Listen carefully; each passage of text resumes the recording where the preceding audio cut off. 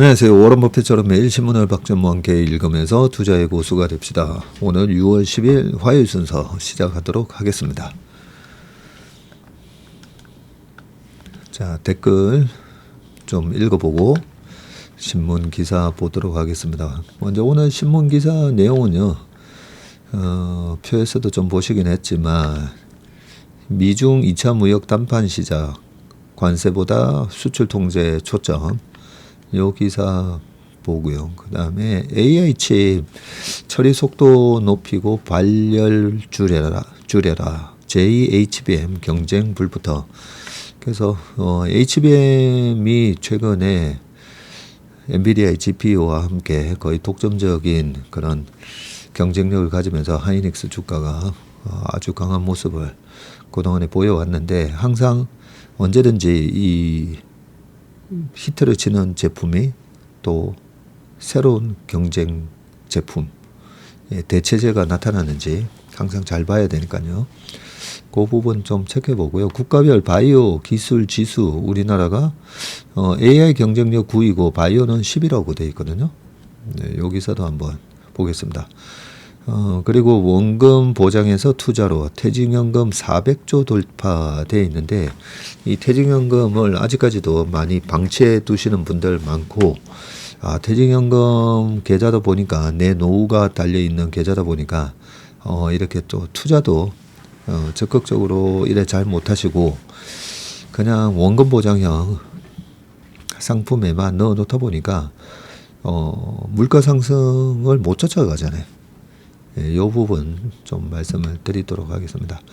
그리고 오픈 AI 2년 만에 연간 매출 13조 5천억, 오픈 AI 초고속 성장 이끈 챗GPT라고 되어 있는데, 저도 요즘 거의 그냥 매달 20불씩 돈만 나가다가 요즘 뭐 궁금하면 그냥 챗GPT한테 물어보면 바로 최근에 나온 뉴스까지 이제는 다 검색이 되더라고요.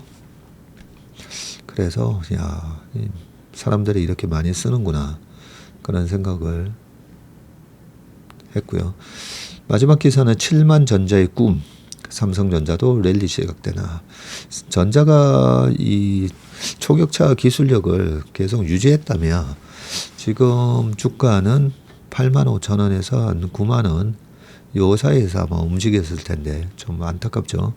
그래서 7만 전자의 꿈이 이루어질지, 이 7만 전자의 꿈, 사실 9만 전자의 꿈 이래야 되는데, 19만이 뭐예요? 10만 전자의 꿈 해야 되는데, 7만 전자, 7만원 가는 게 꿈이라는 얘기를 붙이는 것 자체가 약간 굴욕적이긴 한데, 그 내용도 좀 이따가 살펴보도록 하겠습니다. 자, 댓글 좀 쭉 읽어보겠습니다. 앨런 머스크의 스페이스X의 성공 스토리를 보면서 포기하지 않는 그 집중력을 보면서 매료되었습니다. 맞습니다. 앨런 머스크에 대한 성장 스토리 나오는 유튜브, 아주 재밌게 잘 만들어진 유튜브들 좀 있거든요. 그걸 보면 어릴 때부터, 그리고 페이팔 등등, 그 이후에 테슬라를 인수해서 로드스타 이 자동차를 어떻게 또 개량하고, 스페이스X의 여러 번의 실패에도 불구하고, 그죠? 끝까지 포기하지 않는 그 집념과 성공 스토리를 보면 앨런 머스크의 CEO의 가치를 잘 알 수 있습니다.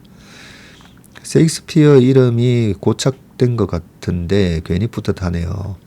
네, 셰익스피어라고 한번 그 지표 이름을 제가 지표 이름 추천드립니다 해서 말씀해 주셨었잖아요. 네, 감사합니다. 자, 박도환 TV를 통해 박세익님을 알게 되었습니다. 앞으로도 계속 팔로우하면서 원하시는 인생 행로를 함께 하고 싶군요. 영원히 하셨습니다. 우리 그 슈퍼개미 박도환님이 박도환 TV라고 따로 운영을 하시는군요. 조만간에 우리 박도환님 한번 모셔가지고 서로 합방 한번 영상 한번 찍도록 한번 해보겠습니다.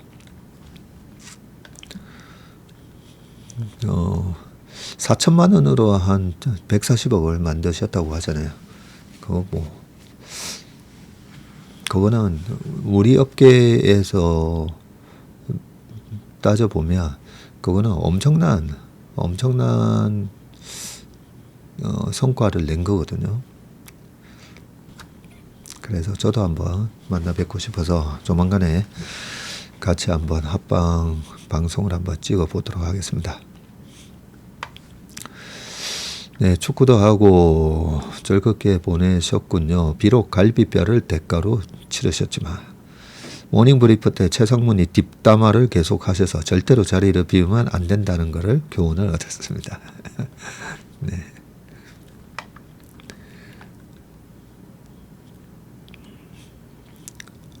사칭방 피해를 보고 경찰에 신고를 몽실 엄마님도 한번 해보셨군요. 저도 오프닝이 좋습니다. 개인적으로는 더 길었으면 좋겠습니다. 그러셨습니다. 근데 너무 길면 거죠. 중요한 기사를 읽을 때 시간이 없어서 좀 뒷부분을 대충 하고 넘어가게 되니까 웬만하면 딱 10분만 하면 좋은데.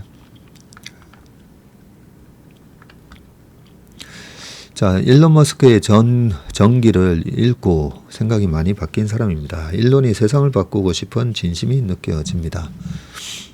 제가 고1 때 그때 뭔 생각으로 그때 여름방학 하기 전날이었던 것 같은데 저희 반 애들 다 학교 수업 다 끝나고 저녁에 남아서 한번 얘기를 좀 하자 하면서 촛불 들고 약간 이제 캔들 파티처럼 반에서 했던 기억이 나는데 그때 제가 저희 그부들한테 얘기했던 게 이번 방학 때 책 좀 같이 많이 읽자 그러면서 전기 유명하신 분들의 전기를 좀 많이 읽는 게 좋을 것 같아 그런 얘기를 했던 게 생각이 납니다. 어릴 때 책을 볼 때 이순신 장군의 전기라든지 읽어보면 아무튼 우리 세상에서 참 인류를 풍요롭고 우리 인류를 위해서 성인이 되신 분들 그런 전기를 읽는 게 재밌더라고요. 그게 고등학교 때나 20대 때에는 나만의 어떻게 보면 가치관이 형성되는 나이잖아요. 몸도 이제 성인이 되지만 성인이 되면서 나는 어떤 가치관을 갖고 살까도 저는 만들어진다고 보거든요. 그래서 웬만하면 좋은 분들의 전기를 좀 많이 읽는 게 좋다는 생각이 듭니다. 자, 그리고 스토리 맛집 정감독님이 영화 친구에서 준석이가 상고니파, 그게 상고니파였군요. 상고니파는 마약, 인신매매 등 돈이 되면 수단과 방법을 안 가리며 한다고 해서 건달이 아니라 거기는 양아치다. 양아치는 가까우면 안 된다. 그렇게 했는데 장동건, 동수죠. 동수는 상고니파에 들어가면서 준석이와는 다른 길을 걷게 되면서 결국 동수가 비참한 최후를 맞게 된다.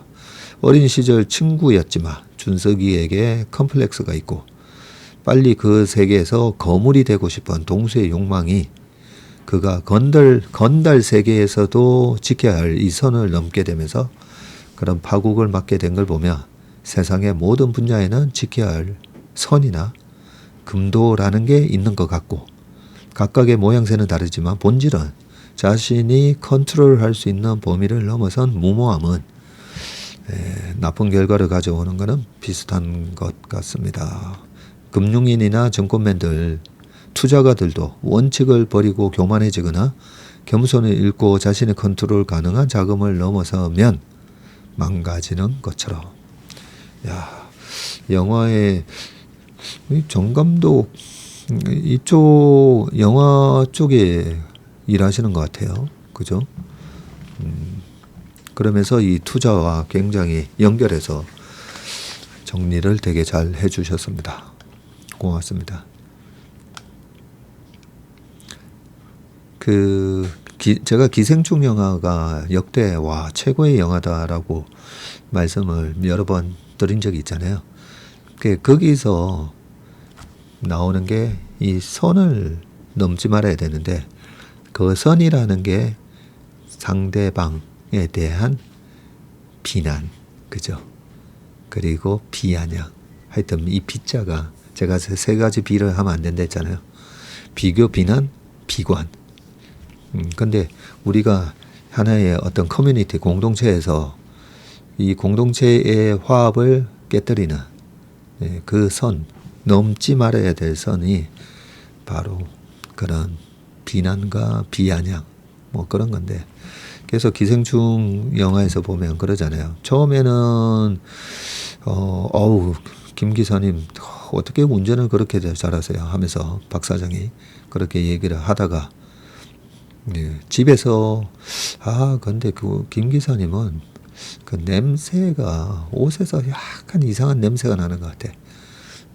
거기서 이제 빡 돌아버리죠. 그래서 우리가 절대 가족이나 회사나 그런 데서 뭐 하지 말아야 될 게 그런 비아냥. 비난보다도 밑에 비아냥은 뭐 재밌게 뭐 얘기하니까 괜찮겠지.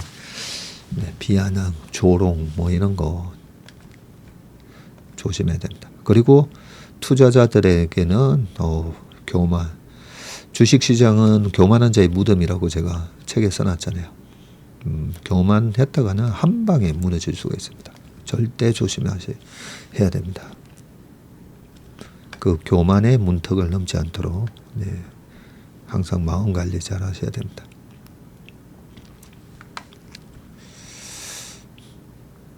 정치를 제법 아시는 것 같은데 애써 정치를 모른다고 하시는 것 같다 하셨습니다. 잘 모릅니다. 사실. 잘 모르고 그냥 공자님이 그런 말씀하셨잖아요. 정치란 무엇인가? 백성들의 곳간을 넉넉히 만들어주고 그 다음에 국방을 강하게 만들어서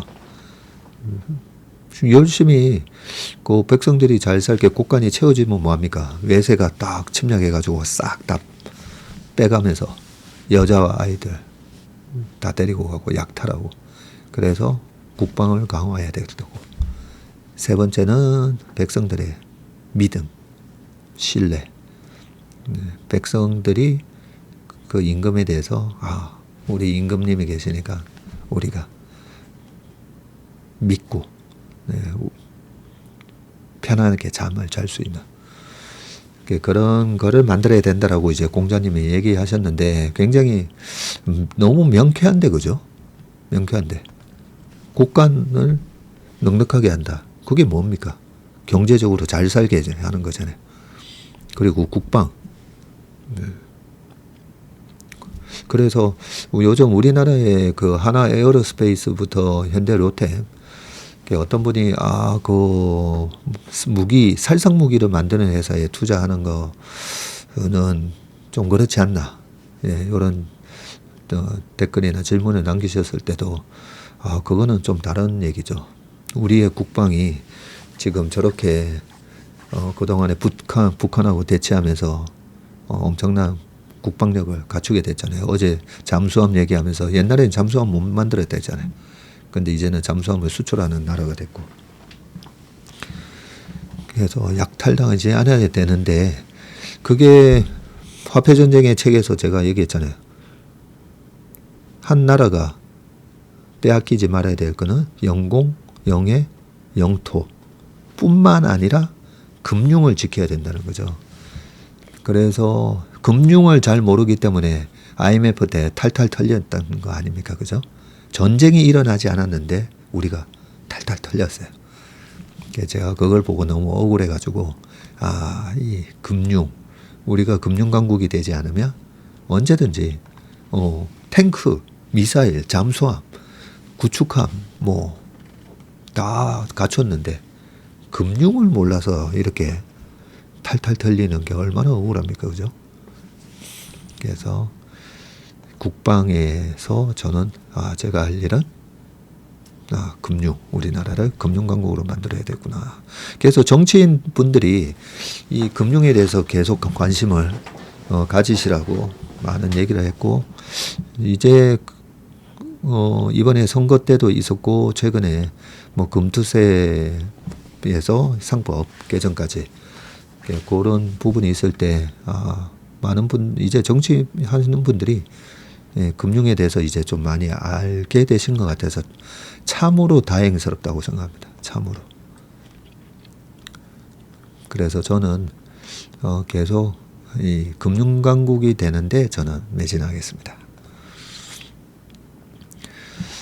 자, 또 형님도 ETF 강의 업데이트 들어야겠네요 하셨고요. 네.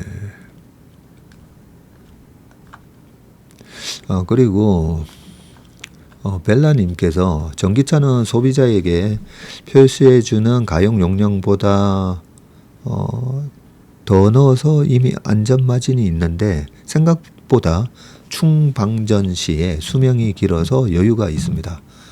그렇군요. 이 리튬이온 배터리하고 좀 다르죠. 사실 약간 다른 면이 있는데 실제로 50만 탄 쉐보르 볼트 EV가 신차 대비 배터리 수명이 90% 정도 나온다네요. 50만을 탔는데, 야, NCM이 국내 전기차에서는 대다수라서 ES에서 비선호한다던데 어떻게 될지 조금 지켜봐야 될 것 같습니다. 라고. 실제로 운행해 보니 10만 타는 동안 브레이크 오일, 타이어, 와이퍼, 브러쉬 같은 소모품 말고는 돈 드는 게 없어서 편하더라고요. 하셨습니다. 네.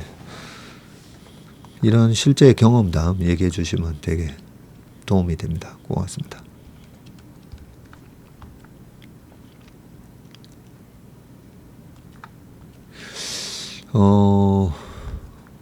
All is well. 다름 아니라 주식 배우면 옵션 만기일 변동성이 심한 걸로 아는데 이번 주 목요일 옵션 만기일로 알고 있는데 이때 개인 투자자로서의 대응 전략이 궁금합니다. 네, 신기한 차트 분석에서 몇 번 말씀드리고도 하긴 했었는데 옵션 만기일 369, 12는 선물 옵션 동시 만기라 했잖아요. 그래서 쿼드러플 위칭 데이라고 말씀드렸습니다. 지수 선물 옵션, 그다음에 주식 선물 옵션. 그래서 네 가지 파생 상품이 만기가 들어온다 해서 그 쿼드러플 위칭 데이는 좀 조심한데 해야 된다 했잖아요. 이 외국인들이 가두리 매매를 많이 하는데 그 선물 옵션 동시 만기가 있는 369, 12에는 이 추세장이 한 번씩 오면서 이 가두리가 무너지면서 수익 구간을 벗어날 때 그러면 그거를 방지하기 위해서 여러 가지 이 소위 말해서 이제 델타 해칭뿐만 아니라 이 변동성에 관한 감마 해칭 뭐 이런 거를 하면서 이 웹드독이 될 수가 있어요.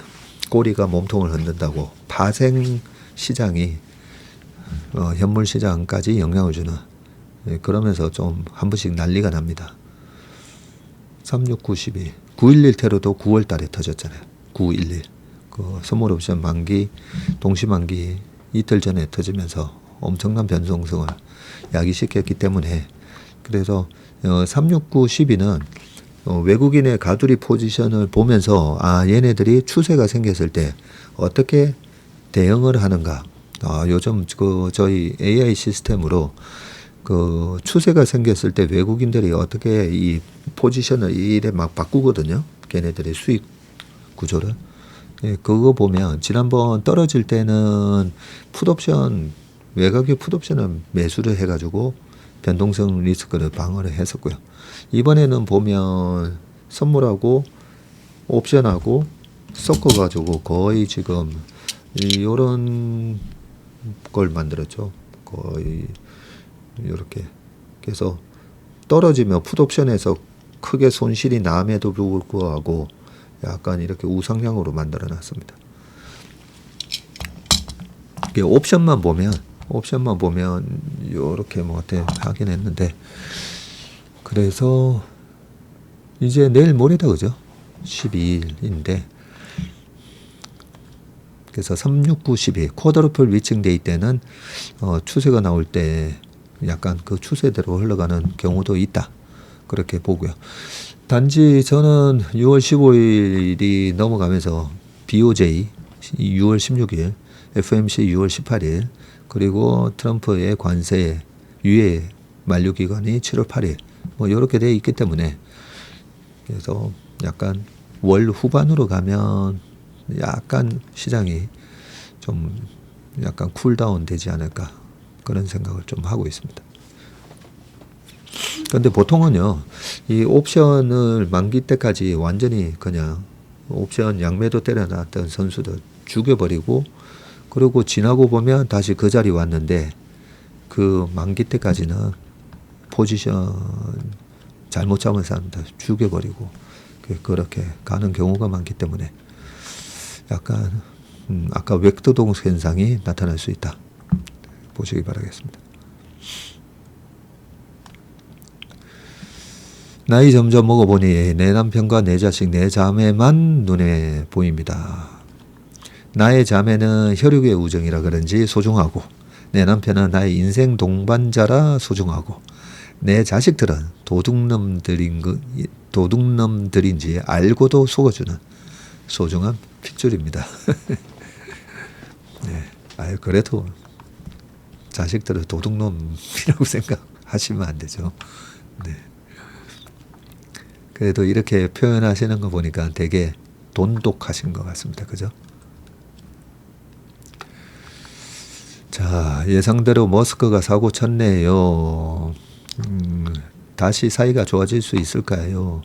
사이는 좋아지지 않겠지만 두 사람 다 정략적으로 서로 뭉쳤던 거잖아요. 그래서 두 사람 다 나한테 유리한 건 뭘까? 또 계산을 할 겁니다. 하면 지금처럼 파국의 사태로 파국으로 치달을 이유가 없죠. 서로 손해니까. 그래서 적절한 선에서 저는 이 두 사람이 서로 마음에는 앙금이 생겼지만 적절하게 타협할 거라고 생각합니다. 자, 6월 전망, 월간 전망을 보았는데 상단은 2780으로 예측을 했었죠. 근데 이번에 선물 옵션을 보면 상단을 열어두었습니다. 외국인 신우영님이 이거 다 보고 계신다, 그죠? 제가 보기에는 2020년 11월이랑 비슷한 양상으로 보입니다. 조정 없이 바로 2950에서 3000으로 갈 가능성이 있는데 어떻게 생각하시는 궁금합니다. 네, 그때랑 지금 되게 비슷한 점이 많습니다. 2020년 10월 달에 11월 4일 날 트럼프 바이든 선거가 있었잖아요. 그때 이제 바이든이 되고, 근데 11월, 12월, 1월 초까지 그냥 시장이 내리 달려버리거든요. 근데 지금하고 비슷한 게 뭐가 있냐면 디램 스팟 가격이 그때 급등을 했었어요. 지금도 되게 비슷하죠. 그래서 이번에 스팟 가격이 쫙 이래 올라왔는데 왜 안 올라오지? 신기하다 했는데, 네, 그때도 네, 비슷하게 갔었기 때문에 바로 2950까지도 갈 가능성이 저도 있다고 생각합니다. 자, 갈비뼈 통증이 있으면 똑바로 누운 자세로 한 일주일은 쉬셔야 할 듯 해서 어제 잘 때 이렇게 똑바로 딱 자려고 노력을 했습니다. MP 종목에 전자와 전자 우선주를 따로 분리하는 이유가 있습니까? 크게 그건 없는데요.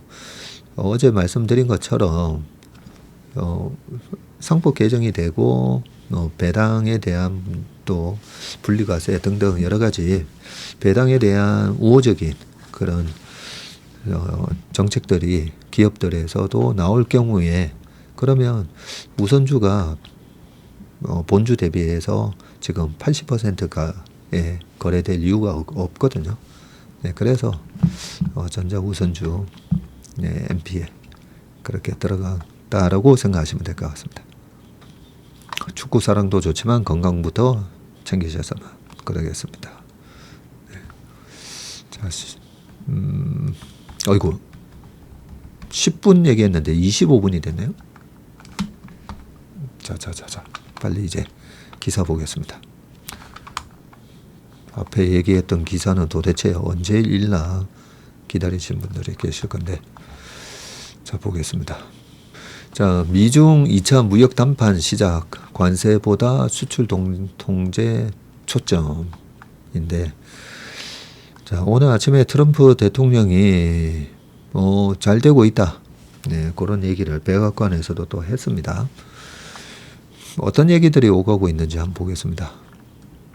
무역전쟁 핵심 당사국인 미국과 중국 간 고위급 무역회담이 9일 영국 런던에서 시작을 했고요. 스위스 제네바 회의 이후 한 달 만에 열린 이번 협상에서는 관세율 줄다리기보다 상호 수출 통제 완화 조치가 주요하게 다뤄진 것으로 전해졌는데, 양국 협상단이 이날 오후 1시가 넘어서 협상장인 런던 랭커스터 하우스의 실무진부터 속속 도착해서 보안 검색을 받고 입장을 했고요.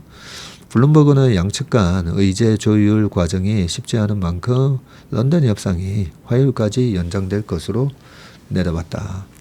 앞서 양국은 지난달 10일에서 11일 제네바에서 열린 미중 고위급 무역협상에서 90일간 관세를 115%포인트씩 대폭 낮추기로 했고요.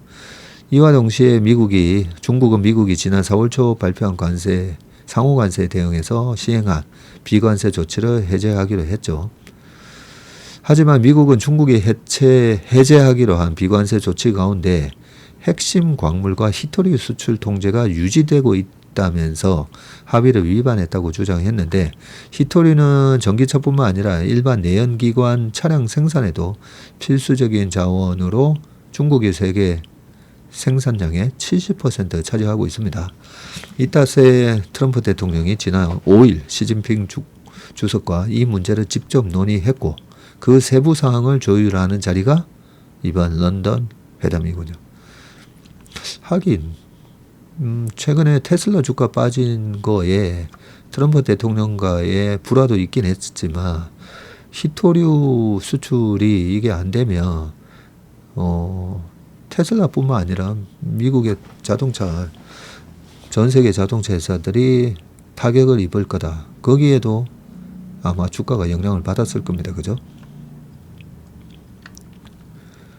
자, 회담 장소가 스위스가 아닌 영국 런던에서 이루어진 배경에 대해서는 영국은 미국과 중국 양국 모두의 전략적인 장소라고 했고요. 영국에서는 작년 10월 데이빗 레미 외무부 장관이 중국을 방문한 데 이어서 올해 1월 레이첼 리버스 재무부 장관도 중국을 찾았고, 중국 측 협상 대표인 허리펑 부총리의 이번 런던 방문은 무역 협상뿐만 아니라 답방 성격도 띠고 있다고 했네요. 미국 입장에서는 영국은 트럼프 행정부가 강하게 드라이브를 걸고 있는 무역 협정을 처음으로 타결한 국가라는 상징성이 크다. 그렇네요. 근데 한 달 만에 저렇게 모여서 막 이렇게 하는 거 보면 또 트럼프 1기 때의 중국이 아니잖아요. 지금은. 굉장히 옛날에 트럼프 1기 때는 체급으로 따지면 마이크 타이슨 헤비급하고 중국의 소림사 무술 뭐 한다고 해가지고 막 복싱 선수들하고 막 이렇게 겨눈 그런 사람들 한 2-3명이 나왔다고 볼 수 있는데, 그래도 타이슨 한 명 못 이기죠. 근데 지금은 꽤 덩치가 커졌어요.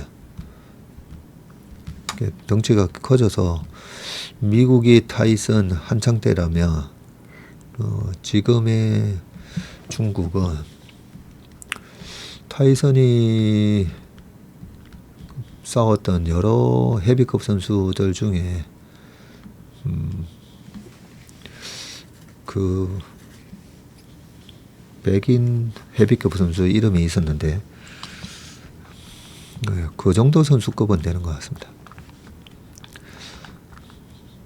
자, 아무튼 그래도 중국 입장에서도 중국의 수출 기업들이 아무래도 타격을 볼 수 있기 때문에 서로 간에 어느 정도 좀 합의가 잘 나올 수 있을 거라 기대를 해봅니다. 자, 그 다음에는 AI 칩 처리 속도 높이고 발열 줄여라. JHBM 경쟁 불부터라고 되어 있는데, 미래 승부처 8대 제조 차세대 AI 칩, D램 층층이 쌓아 올린 HBM, 대용량 데이터 초고속 처리 뭐 등등 돼 있는데, 일단 기사 쭉 읽어볼게요. AI 데이터 센터 시대에 HBM은 필수품이다. AI 모델 학습 추론을 위해서 대용량 데이터를 초고속으로 처리해야 해서인데, 현대차증권은 HBM 시장이 올해 476억 달러에서 내년에 655억 달러로 성장할 것으로 전망을 하고 있습니다. 야, 이제 HBM만 하더라도 거의 100조 시장이 되는 거예요. 그죠? 7428, 한 90조 시장 되는 겁니다. 하지만 큰 단점이 있는데 바로 발열입니다. AI 가속기인 엔비디아 H100은 초당 67조에서 1경번의 연산을 수행하면서, 와, 어떻게 초당 67조에서 1경번의 연산을 할 수가 있죠? 순간 온도가 88도까지 치솟는다네요. 특히 AI 가속기에 부착된 HBM은 여러 메모리 칩을 적층해서 만들었기 때문에 층간에 막대한 열을 축적하게 되고, HBM3는 최고 동작 온도를 95도로 설정을 했는데 자칫 해당 온도를 초과하면서 시스템의 목통을 초래할 수가 있군요. 반도체 업계가 불을 켜고 제2의 HBM 찾기에 나선 이유다. 특히 삼성전자, 하이닉스, 마이크론 등 메모리 3사는 발열은 낮지만 속도가 비교적 빠른 CXL, 컴퓨터 익스프레스 링크, 그리고 소캠, 저전력 D램 기반 AI 서버 특화 메모리군요. 그리고 PIM, Processing in Memory 개발에 박차를 가하고 있고, 먼저 CXL은 CPU, GPU, 그리고 신경망 처리 장치인 NPU 등 다양한 프로세서가 각자의 메모리를 하나의 시스템 내에서 유기적으로 공유하고 사용할 수 있도록 해주는 차세대 메모리 인터커넥터 기술이다. 이거 쭉 읽다 보니까 그냥 뭔 말인지, 그죠? 서버에는 메모리를 장착하기 위한 슬롯이 필요한데, 하지만 D램은 이 DIMM 이 슬롯에, GPU는 GPU나 SSD는 PCLE 슬롯에만 연결이 되고, 문제는 이 DIMM 슬롯 수가 통상 8개에서 16개로 제한되어 있어서 대용량 메모리에 추가 장착이 어렵다는 점이다. 이에 따라 데이터가 몰리면 병목 현상이 발생하는데, CXL은 PCLE 슬롯에 D램 기반 메모리 모듈을 추가 장착할 수 있도록 지원을 하고, 이를 통해서 테라바이트 단위의 메모리 확장은 물론이고 수백 테라바이트까지 메모리 용량을 늘리는 것이 가능해진다. 메모리 확장의 끝판왕이라는 별명이 붙은 이유다. 그렇군요. 권석준 성균관대 교수는 CXL은 현재 DDR D램을 기반으로 한 서버 환경에서 중요한 기술로 부상하고 있다면서, 메모리를 빠르게 연결하는 기술을 뛰어넘어 속도 향상과 전력 효율, 데이터 안정성까지 모두 챙기는 방향으로 진화하고 있다고 설명했군요. 이어 그는 반도체 기업들이 처음에는 CXL을 단순한 연결 기술로 여겼다면서, 하지만 AI 시대를 맞아서 데이터 처리에 최적화된 소프트웨어와 도구까지 개발하고 있다고 했습니다. 현재 반도체 업계는 HP 엔터프라이즈, 그리고 델 테크놀로지, 레노버와 같은 글로벌 서버 제조 기업을 상대로 인증 절차를 밟고 있는데, 전자가 256GB CXL에 대해서 그리고 하이닉스는 CXL DDR5 128GB에 대해서 각각 인정을 받고 있군요. 하이닉스는 새 제품을 서버에 쓰면 예전보다 50% 더 많은 데이터를 저장할 수 있다고 했고요.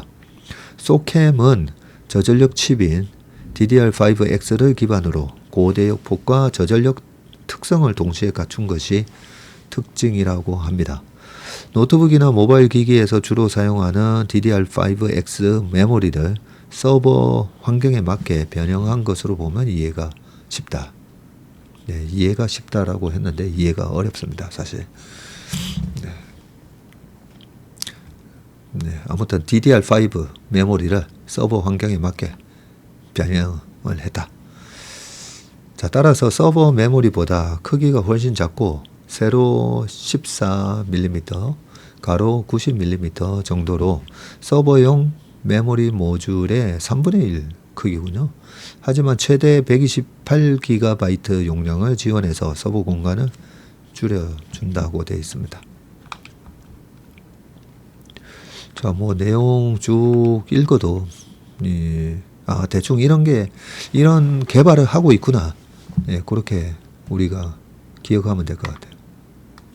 한 반도체 관계자는 소캠 자체가 패키지 형태일 뿐이라 특별한 로직이 필요한 것은 아니다. 다만 아직은 표준이 마련되어 있지 않아 표준이 마련된 뒤에야 각사가 시장에 본격 공급할 것으로 보인다고 했습니다. 반도체 업계가 주목하는 또 다른 기술이 이 PIM인데 메모리 안에 연산 기능을 탑재했다고 보면 된다.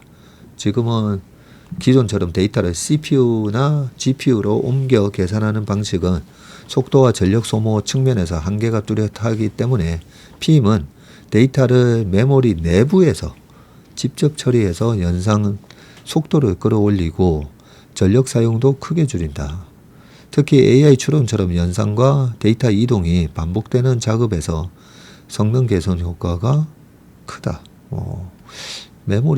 메모리가 원래 말 그대로 메모리인데 메모리 안에서 CPU나 GPU처럼 연산을 해버리는 기술이네. 전자는 2021년 세계 최초로 메모리 반도체와 AI 프로세서를 하나로 결합한 HBM PIM을 개발한 데 이어서 AI 반도체와 병렬 연산에 최적화된 차세대 기술을 개발하고 있고요. 지난해 11월 삼성전자는 삼성 AI 포럼 2024에서 HBM을 뛰어넘을 핵심 제품으로 PIM 개발에 집중한다고 밝혔습니다. 손교민 삼성전자 마스터는 해당 포럼에서 HBM은 AI 반도체의 핵심이지만 대역폭 확대나 적층 한계가 뚜렷하다면서 이를 보완할 차세대 메모리로 PIM이 주목받고 있다고 했습니다. HBM이 현재 1등 기술인 건 분명하지만 삼성은 미래를 대비해서 PIM 등 새로운 솔루션을 집중 연구 중이라고 밝혔군요. 하이닉스 역시 22년부터 자체 PIM 기술을 개발하고 있고요. 이를 적용한 첫 제품으로 초당 16GB 속도의 GDDR6 AIM Accelerator in Memory PIM하고 뭐 비슷한 개념이다, 그죠? 샘플을 선보였는데 2023년 6월 열린 AI 하드웨어 and 엣지 AI 서밋 2023에서 GDDR6 AIM을 기반으로 한 생성형 AI 가속기 카드 AIMX 시제품을 처음 공개해서 시선을 끌었다고 하네요. AI는 막대한 데이터를 필요로 하고 반도체의 데이터 처리에는 발열이 부작용으로 나타나기 때문에 미래 칩 기술의 방향점은 성능을 유지하면서도 열을 낮추는 데 있다. 네. 결국 HBM을 뛰어넘어서 나중에 요 PIM 프로세서 인 메모리가 됐던 아니면 엑셀러레이터 인 메모리가 됐던 요런 칩이 차세대 기술이구나. 우리가 그렇게 기억을 해두면 될 것 같습니다.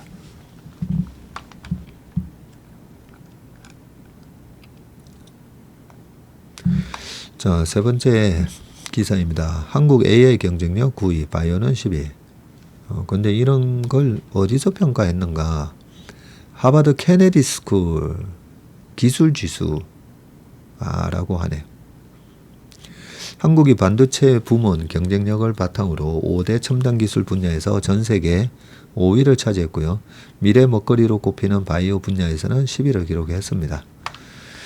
최근 하버드 케네디 스쿨 벨퍼 센터가 발표한 핵심 및 신흥기술 지수에서 한국이 종합 5위를 차지했는데, 이 벨퍼 센터는 AI, 바이오, 반도체, 우주, 양자 등 5개의 주요 첨단 기술에 대해서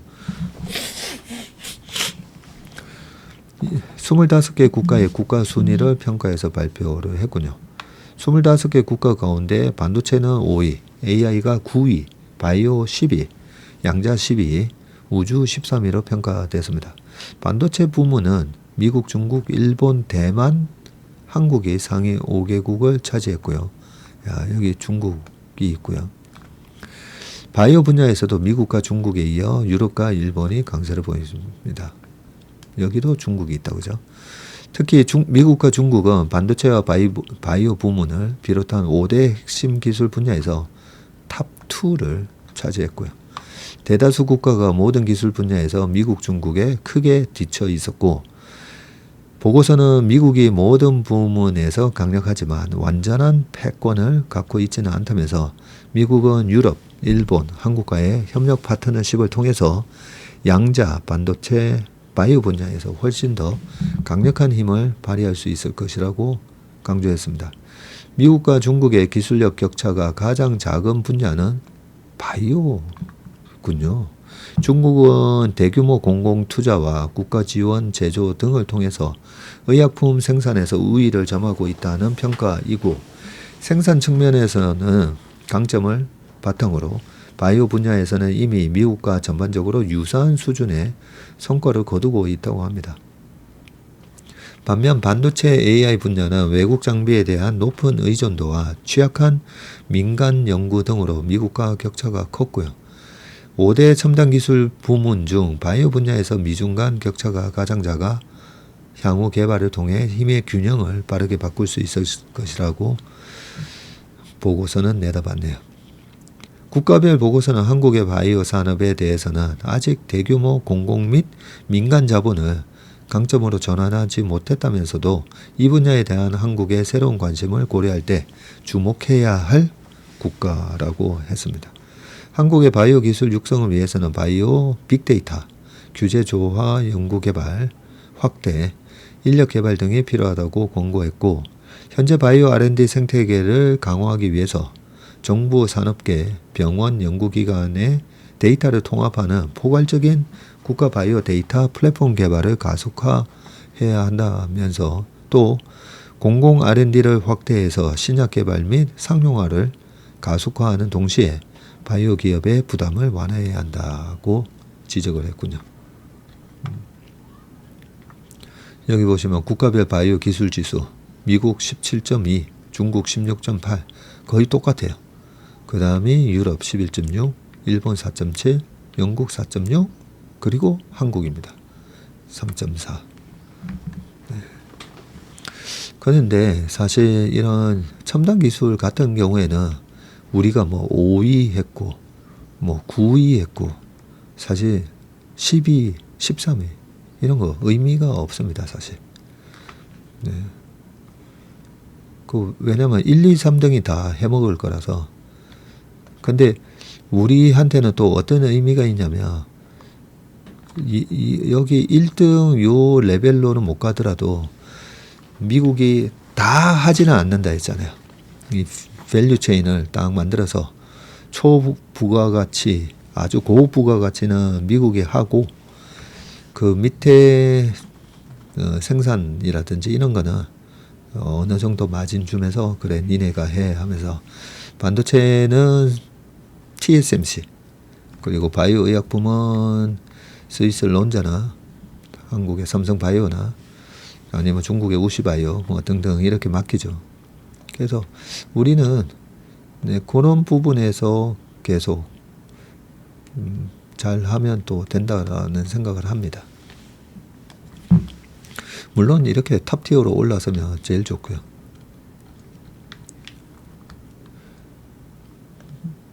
자, 그 다음 기사는 원금 보장에서 투자로 퇴직연금 400조 돌파. 자, 퇴직연금 되게 많이 신경 쓰시잖아요. 저희 회사 찾아오신 분들도 다 거의 비슷한 질문을 하십니다. 아, 퇴직연금은 맡아서 못 해주시나요? 지금은 법적으로 퇴직연금을 일임을 못하게 해놨어요. 그 정도로 우리나라 금융위가 우리나라 자산운용사에 대한 부분을 신뢰하지 못한다는 거죠. 그거는 뭐 저희 업계가 또 반성해야 될 부분이기도 하고요. 그동안에 꼭 보면 한 번씩 이제 사고 치는 운용사들 나왔었잖아요. 네. 그런데 퇴직연금을 이렇게 방치해 놓는 것도 참 안타까운 일이거든요. 일단 좀 읽고 말씀드리겠습니다. 지난해 퇴직연금 적립금 규모가 처음으로 400조 원을 돌파했습니다. 특히 펀드 그리고 ETF 등 원리금 보장형이 아닌 실적 배당형 상품에 투자한 금액이 전년 대비해서 50% 이상 급증한 것으로 나타났는데 퇴직연금이 국내 시장에 자리 잡으면서 원리금 보장이 되는 저축에서 투자로 패러다임 변화가 두드러지고 있다는 평가가 나옵니다. 24년 말 기준 퇴직연금의 적립금이 431조, 와, 전년 대비 한 50조 늘었어요. 퇴직연금은 2020년에 255조였는데 매년 13% 이상 증가하고 있습니다. 퇴직연금 전체적으로는 원리금 보장형에서 투자형 상품으로 사용자가 운용하는 상품에서 근로자가 운용하는 형태로 가입자들의 선택이 쏠리는 흐름을 보였는데 우선 유형별로 살펴보면 지난해 전체 적립금 중에서 확정급여형 Defined Benefit인가 뭐 그렇죠. 214조 6천억이고 확정기여형 기업형 IRP 이런 거 이거는 내가 내는 돈이 확정적인 Defined Contribution인가 뭐 그렇죠. DC형이 118조 그리고 개인형은 IRP가 98조 거의 100조 기록했습니다. 이 중 IRP와 DC 등 근로자가 직접 운용하는 퇴직연금의 성장세가 크게 나타났고요. 특히 IRP는 2022년 17.2%에서 지난해 22.9%로 눈에 띄게 증가했습니다. DC의 경우에도 같은 기간 25.6%에서 27.4%로 늘어났고요. 운용 방법별로는 원리금 보장형 대기성 자금 포함이 356조 5천억 거의 82.6%. 원리금 보장형이 전체 퇴직연금의 82.6%가 이걸 하고 계시군요. 그 다음에 실적 배당형이 75조 17.4%. 로서 여전히 원리금 보장형이 대부분을 차지하고 있습니다. 다만 펀드, ETF 등 실적 배당형 상품에 투자한 금액은 전년 대비해서 53.3% 증가해서 높은 성장세를 보이고 있고요. 특히 DC와 IRP를 중심으로 실적 배당형 운용 비중은 전년 대비해서 53.3% 늘어났습니다.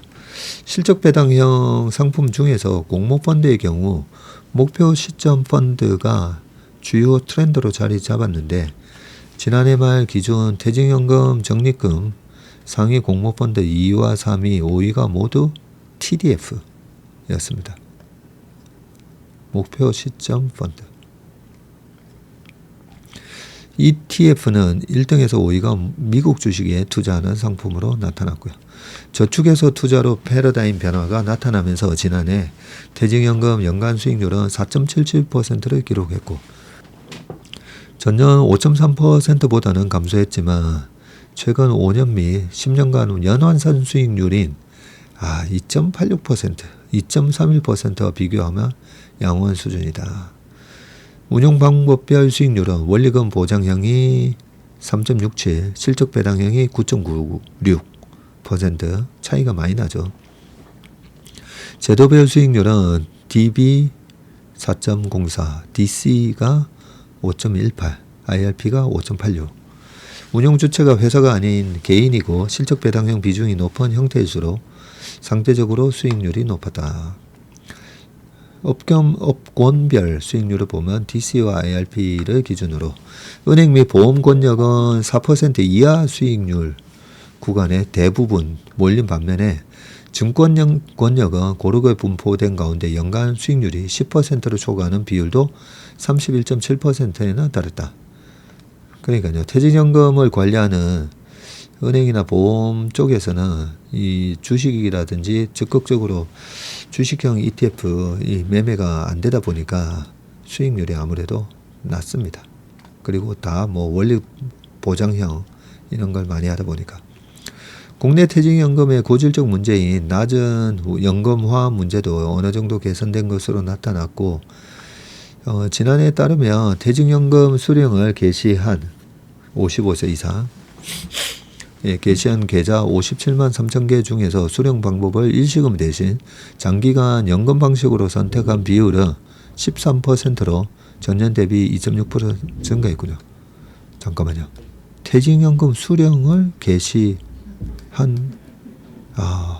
퇴직연금 수령이 만 55세 이상부터 수령이 가능하네요. 그러고 보면 6개월, 한 7개월만 지나면 저도 퇴직연금 계좌에 있는 돈을 뺄 수가 있네요. 왠지 좀 약간 씁쓸한데요. 좀 느끼면. 네. 고용노동부와 금감원은 최근 가입자들이 과거에 비해서 실적 배당형 상품으로 적립금을 적극적으로 운용하는 추세를 보이고 있다면서 투자에 익숙하지 않은 가입자의 경우에 퇴직연금 사업자가 직접 구성한 포트폴리오를 통해서 적립금을 운용할 수 있는 디폴트 옵션 제도를 도입해서 운용 중이라고 했습니다.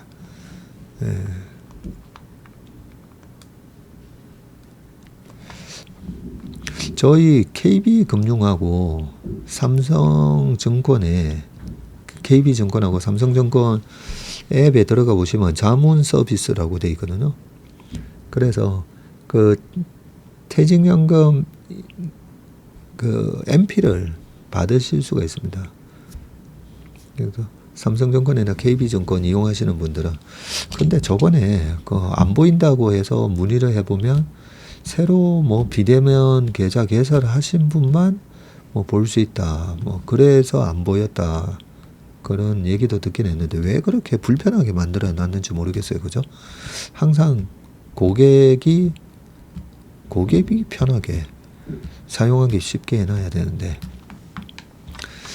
아무튼 그쪽으로 어떻게 그 자문 서비스를 해 놓으시면 퇴직연금 MP를 저희가 보내드립니다. 그러니까 아침에 모닝 브리프 때 왕 차장한테 제가 타이거 화장품 퇴직연금 MP에 들어있는데 앞으로 어떻게 보냐 뭐 이런 질문을 했었잖아요. 퇴직연금 MP 혹시 방치되어 있으신 분들은 적극적으로 운용하셔야 돼요. 이 지금 집값이 또 날뛰고 있잖아요. 집값뿐만이 아닙니다. 얼마 전에 뭐 택시비 그리고 뭐 라면 가격 이런 거 다 오르잖아요. 다 오르는데 지금 연 2.3% 이런 수익 내는 걸로 퇴직연금을 방치해두는 거나 마찬가지거든요. 그러면 노후가 굉장히 힘들어집니다. 물가가 다 올라가는데. 그래서 적극적으로 운용을 하셔야 됩니다. 귀찮아도 하셔야 됩니다. 자, 2년 만에 연간 매출 13조 5천억, 오픈 AI 초고속 성장이라고 되어 있고요. AI 챗봇, 챗GPT 출시한 지 2년 반 만에 연간 반복 매출 ARR이 100억 달러, 13조 5천억을 기록을 했습니다. 오픈 AI 측은 ARR 100억 달러에는 최대 투자사인 마이크로소프트와의 라이센스 매출과 대규모 일회성 계약을 제외한 것입니다. 오히려 IRR이라는 것은 12개월 동안 구독 계약을 통해서 회사가 얻을 것으로 예측되는 수익을 의미하는군요. 구독 서비스 기반 사업에서 연간 매출 규모를 나타내는 주요 지표로 사용되는데 오픈 AI의 IRR에는 개인 소비자 대상 챗GPT 유료 서비스와 기업용 서비스 수익 등이 포함되어 있습니다. 지난해 12월 기준 오픈 AI의 ARR은 55억 달러, 약 7조 한 5천억 정도였는데 6개월 만에 매출 규모가 2배 가까이 급증한 것인데, 업계에서는 오픈 AI의 폭발적인 성장 배경으로 챗GPT 이용자 확대를 꼽고 있습니다. 오픈 AI는 22년 말 챗GPT를 처음 출시했고, 이후 이듬해 기업용 서비스도 출시했고요. 이러면 이달 초 기준 300만 개 기업을 유료 고객으로 확보했는데, 이는 지난 2월 200만 개보다 100만 개 늘어난 수치이군요. 지난 3월 말 기준 챗GPT 주간 활성 이용자 수는 5억 명을 넘어섰네요. 챗GPT 이용자 수가 늘면서 매출 성장 역시 기대가 되고 있고, CNBC는 익명의 소식통을 인용해서 오픈 AI가 29년까지 1250억 달러, 약 170조의 매출을 목표로 하고 있다고 했습니다. 그리고 만약에 영업이익률이 40%가 나온다 하면, 그러면 대충 해서 한 70조 영업이익이 나오는 거잖아요. 자, 70조에 PR 30배 곱해주면 7321 뭐예요? 70조에 10배만 해도 700조인데, 그죠? 2100조, 시총 2100조 정도 가능하네요, 보니까. 자, 마지막 기사입니다. 7만 전자의 꿈, 삼성전자도 랠리 시작되나라고 되어 있고요. 자, 6만 전자를 뚫으면서 오늘은 좀 마이너스 나는 것 같은데요. 자, 이 6만 전자에서도 막 애를 쓰고 있다, 그죠? 59,000원 나오는데, 반도체 산업 지원을 공언한 이재명 정부에 대한 기대감에 외국인 자금이 유입된 영향이다. 근데 골드만삭스 오늘 아침에 모닝브리프에서 이승준 대표가 골드만삭스 자료를 소개를 했죠. 한국 오버웨이트 그리고 코리아 테크도 마켓 뉴트럴로 쭉 올렸습니다. 6만 원을 넘어선 게 지난 3월 28일 6만 1,100원 이후 2개월 만이고 7개월 연속 상승세를 기록하기도 했고, 얼마 전에 49,900원 5만 원 깨졌었잖아요, 그죠? 자, 이재명 대통령이 후보 시절 1호 공약으로 반도체 산업 지원을 내건 것도 힘을 보태고 있는데, 해당 정책으로는 반도체 대장주 전자와 하이닉스 등이 혜택을 볼 것이라는 기대감이 시장에 퍼졌다. 이 후보는 후보 시절부터 그때 이재명 대통령이 후보 시절 때 반도체를 지키는 것은 우리 미래를 지키는 것이다, 이렇게 얘기했고요.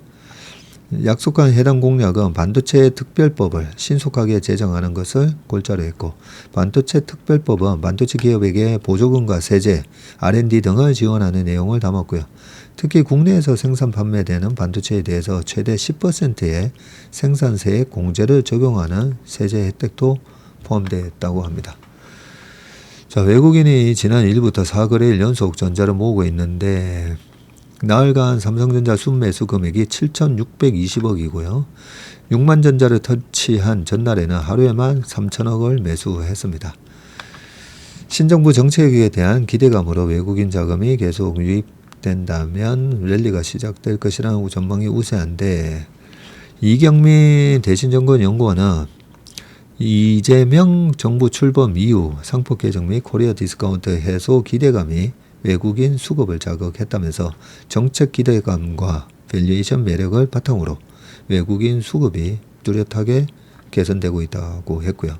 김동원 KB증권 리서치 센터장은 신정부 상법 개정은 코리아 디스카운트 해소의 구조적 변화와 외국인 투자자 자금 유입 가속화 요인으로 작용할 것이라면서 전자와 하이닉스 등 저평가된 반도체주는 향후 상승 여력에 초점을 둔 종목 대응이 필요할 것이라고 분석했습니다.